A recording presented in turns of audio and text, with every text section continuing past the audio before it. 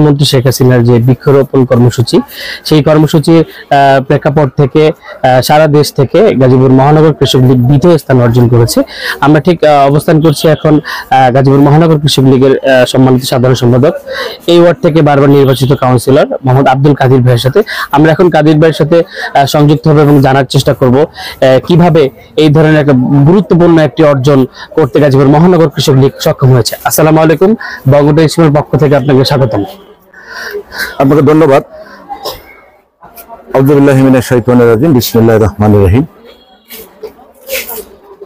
আমরা গাজীপুর মহানগর কৃষক লীগ বৃক্ষরোপণে সারা বাংলাদেশে দ্বিতীয় স্থান অর্জন করেছি। এইটা আসলে আমাদের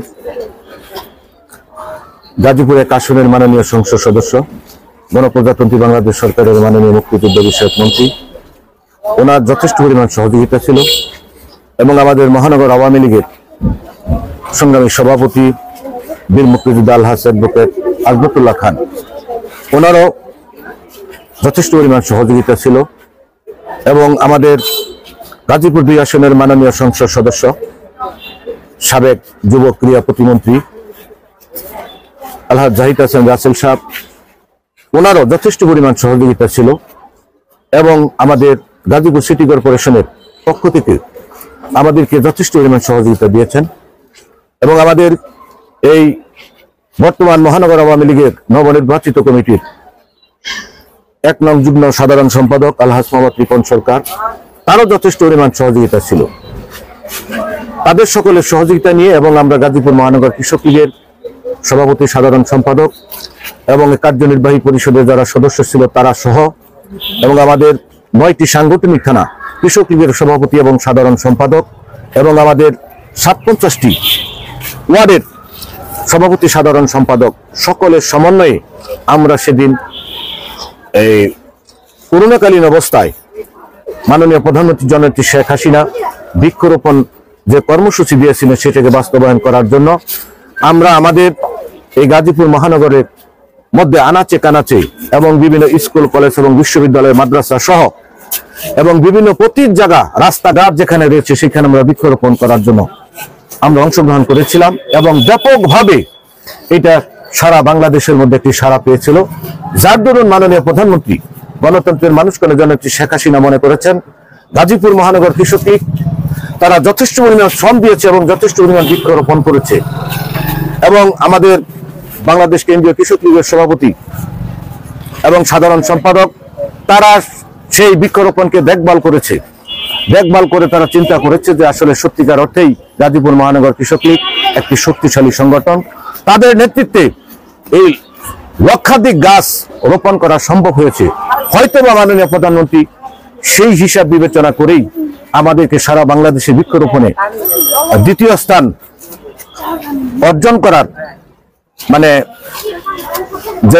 যে ফলশ্রুতি, সেই কারণেই কিন্তু আমরা দ্বিতীয় স্থান লাভ করতে পেরেছি। এই জন্য আমরা গাজীপুর মহানগর কৃষক লীগের পক্ষ থেকে আমরা মাননীয় প্রধানমন্ত্রী জননেত্রী শেখ হাসিনাকে অভিনন্দন জানাই এবং ধন্যবাদ জানাই আমাদের গাজীপুর ১ আসনের মাননীয় সংসদ বীর মুক্তিযোদ্ধা অ্যাডভোকেট আকা মোহাম্মদ হক, মাননীয় মুক্তিযুদ্ধ বিষয়ক মন্ত্রী, এবং ধন্যবাদ জানাই আমাদের গাজীপুর ২ আসনের মাননীয় সংসদ সদস্য সাবেক মন্ত্রী আলহাজ জাহিদ হাসান রাসেল সাহেবকে, ধন্যবাদ জানাই আমাদের গাজীপুর মহানগর আওয়ামী লীগের সংগ্রামী সভাপতি অ্যাডভোকেট আজমতুল্লাহ খানকে। তাদের দিক নির্দেশনা এবং তাদের সার্বিক সহযোগিতার কারণেই আমাদের সেই দিন এই বৃক্ষরোপণে কর্মসূচিতে সারা বাংলাদেশে দ্বিতীয় স্থান লাভ করা সম্ভব হয়েছিল। আপনাকে ধন্যবাদ। কাদির ভাই, দীর্ঘদিন বারবার নির্বাচিত হয়ে এই এলাকারই আপনার 18 নম্বর ওয়ার্ডে কাউন্সিলর হয়েছেন।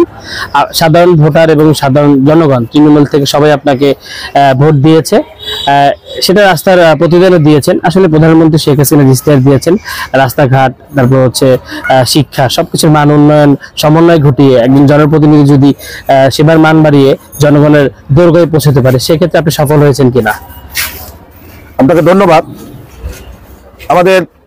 আমি 2018 সালে এই এলাকা থেকে এই এলাকার গণমানুষের বলে আমি নির্বাচিত হয়েছিলাম। আমি এলাকার গণমানুষকে কথা দিয়েছিলাম যে আমি যদি নির্বাচিত হতে পারি তাহলে এই এলাকার যে সকল আমাদের মেন রাস্তাগুলো রয়েছে সেই রাস্তাগুলো করে দেওয়া জন্য যা যা করিনা সেটা আমার পক্ষ থেকে আমি করব। ইনশাল্লাহ আমি চেষ্টা করেছি 2018 সাল থেকে 2023 সাল পর্যন্ত আমি চেষ্টা করেছি সেই আমাদের এই ওয়ার্ডের যে সকল মানে বড় বড় যে সকল রাস্তাগুলো মেন যে সকল রাস্তা দিয়ে হাজার হাজার মানুষ চলাচল করে সেই সকল রাস্তাগুলো করে দেওয়ার জন্য ইনশাল্লাহ আমি মনে করি এই ওয়ার্ডের মধ্যে বড় রাস্তা যেগুলো রয়েছে এর মধ্যে 100% না হলেও আমি 90% রাস্তার কাজকর্ম আমি করতে পেরেছি। সেটা করা সম্ভব হয়েছে একমাত্র আজকে যিনি রাষ্ট্রপ্রধান রাষ্ট্রনায়ক মাননীয় প্রধানমন্ত্রী জননেত্রী শেখ হাসিনার নেতৃত্বে মাননীয় প্রধানমন্ত্রী জননেত্রী শেখ হাসিনা গাজীপুর সিটির দিকে তিনি খেয়াল করেছিলেন বিদায়ী আমাদের গাজীপুর সিটি কর্পোরেশনের পক্ষ থেকে অনুদান এনে আমি সেইটা করে দিতে পেরেছিলাম। আপনাকে ধন্যবাদ। গাজীপুরের শেষ প্রশ্ন, এই প্রশ্নটা হচ্ছে talk of the town. Gazipur মহানগর আওয়ামী লীগের নবনির্বাচিত যে 75 সদস্য বিশিষ্ট কমিটি দিয়েছে, নবীন এবং প্রবীণদের সংমিশ্রণে অনেকে বাদও গিয়েছেন। নবগঠিত কমিটিতে যারা এসেছেন, যারা বাদ পড়েছেন, সেই প্রেক্ষাপট থেকে আপনার সংগঠন থেকে নতুন কমিটির প্রতি কি বার্তা থাকবে? আপনাকে ধন্যবাদ। গণপ্রজাতন্ত্রী বাংলাদেশ সরকারের মাননীয় প্রধানমন্ত্রী জননেত্রী শেখ হাসিনা আমাদের দীর্ঘদিন হয়েছে গাজীপুর মহানগর আওয়ামী লীগের কমিটি হয়েছে সম্মেলনের মাধ্যমে।